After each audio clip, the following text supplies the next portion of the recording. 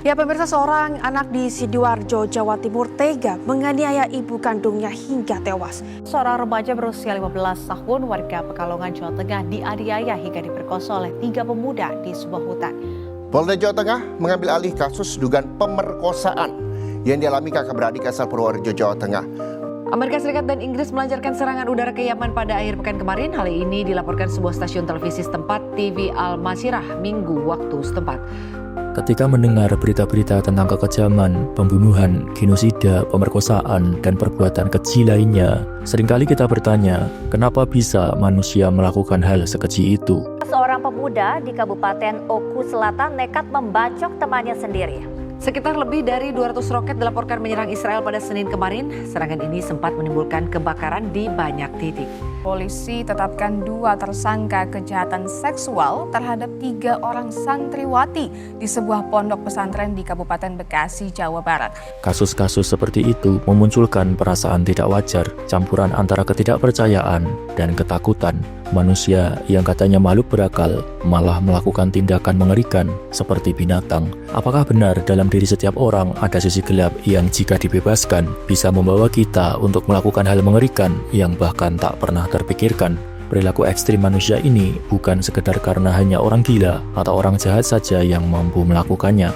Faktanya, kita semua punya potensi untuk melakukan itu. Carl Gustav Jung memperkenalkan konsep The Shadow yang menyatakan bahwa dalam diri setiap orang tersembunyi potensi gelap yang tertanam dalam alam bawah sadar kita. Di sisi lain, fenomena Lucifer Effect yang dikemukakan oleh Philip Zimbardo melalui Stanford Prison Experiment menunjukkan bagaimana situasi tertentu bisa mengubah orang biasa menjadi penjahat. Mari kita bongkar bagaimana konsep-konsep ini bekerja dalam diri kita dan mengapa kita mungkin lebih dekat dengan kejahatan daripada yang kita bayangkan.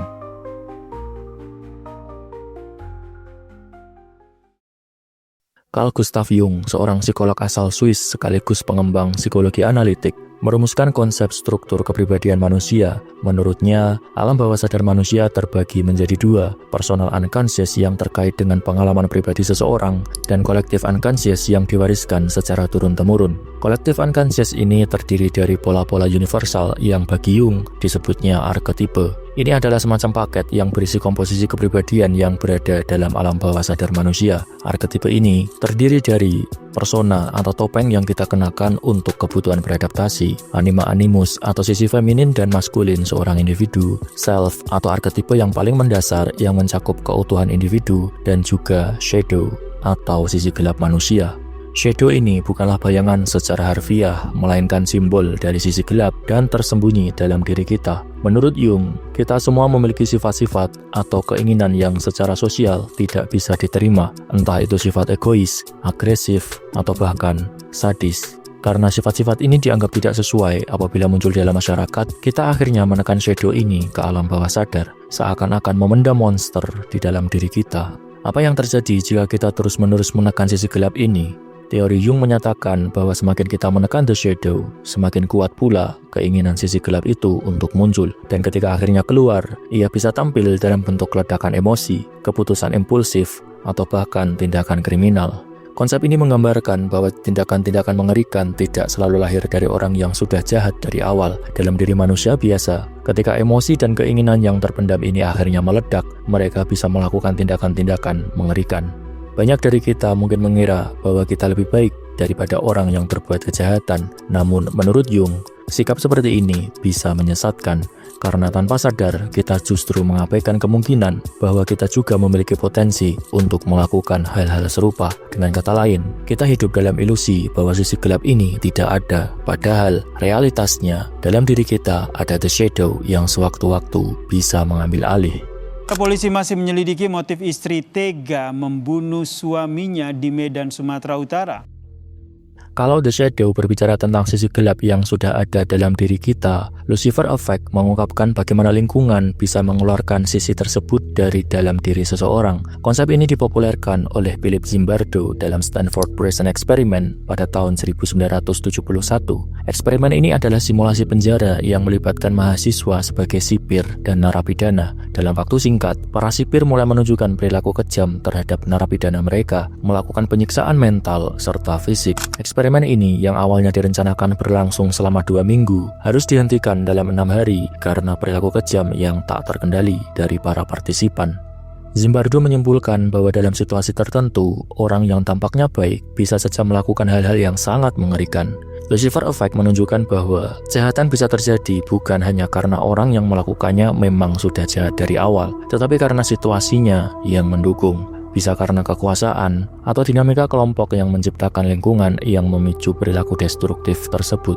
Menurut Zimbardo, situasi bisa mengubah psikologis seseorang, membuat mereka merasa bahwa perbuatan jahat itu bukan hanya bisa diterima, tetapi bahkan diperlukan. Hal ini bisa kita lihat dalam banyak peristiwa di dunia nyata, konflik-konflik bersenjata, genosida, pembunuhan, pemerkosaan, sampai kasus-kasus bullying di sekolahan. Ketika orang-orang yang merasa memiliki kuasa dan status, mereka bisa terdorong untuk melakukan tindakan kejam kepada orang lain, entah untuk menunjukkan kekuatan atau bahkan sekedar sebagai respon terhadap tekanan dari kelompoknya. Ini membuktikan bahwa lingkungan bisa menjadi pemantik yang mengaktifkan sisi gelap yang terpendam dalam diri seseorang. Gabungan dari The Shadow dan Lucifer Effect menunjukkan bahwa sisi gelap manusia bukanlah sekadar ancaman potensial, melainkan sesuatu yang nyata dan berbahaya jika kita abaikan. Kejahatan manusia bukan hanya lahir dari satu faktor tunggal. Faktor internal seperti aspek psikologis dan faktor eksternal seperti aspek superioritas bekerja bersama-sama, menciptakan kondisi yang memungkinkan manusia melakukan hal-hal yang mengerikan. Ini berarti bahwa kejahatan atau kekejaman tidak jauh dari kehidupan kita. Mungkin kita tidak akan melakukan tindakan kriminal yang ekstrim, tapi siapa yang bisa menjamin bahwa kita tidak pernah melakukan tindakan manipulatif, merendahkan, atau bahkan menyakiti orang lain demi kepentingan kita sendiri? Kenali diri kita, kendalikan nafsu egois. Tidak ada manusia yang sepenuhnya bersih. Menilai orang lain jahat bukan berarti kita sendiri sepenuhnya bebas dari sisi kejam. Potensi untuk melakukan kejahatan sangatlah nyata. Kontrol diri menjadi kunci dari semua ini. Pada akhirnya, sisi gelap manusia tidak mengenal batas. Kita semua punya sisi gelap itu, dan dalam situasi yang tepat, sisi gelap itu bisa muncul dengan cara yang kita tidak pernah duga sebelumnya. Jadi, apakah sisi gelap manusia benar-benar menakutkan? Jawabannya, iya. Sisi gelap ini ada dalam diri kita semua, baik yang kita sadari maupun yang tidak kita sadari. The Shadow dalam diri kita adalah monster tersembunyi yang bisa bangkit kapan saja. Sementara Lucifer Effect menunjukkan bahwa dalam kondisi tertentu, siapapun bisa menjadi monster tersebut. Namun, mengenali sisi gelap kita bukan berarti kita harus membiarkannya mengendalikan kita. Sebaliknya, dengan memahami dan mengakui sisi itu, kita bisa belajar mengendalikan dorongan-dorongan negatif, memilih tindakan yang lebih baik, dan pada akhirnya menjadi manusia yang lebih utuh. Kita bisa memutus siklus kegelapan dengan introspeksi dan kontrol diri, karena mungkin pada akhirnya yang membuat kita tetap manusia adalah pilihan kita untuk bertahan pada cahaya, meski kita tahu bahwa kegelapan ada dalam diri kita.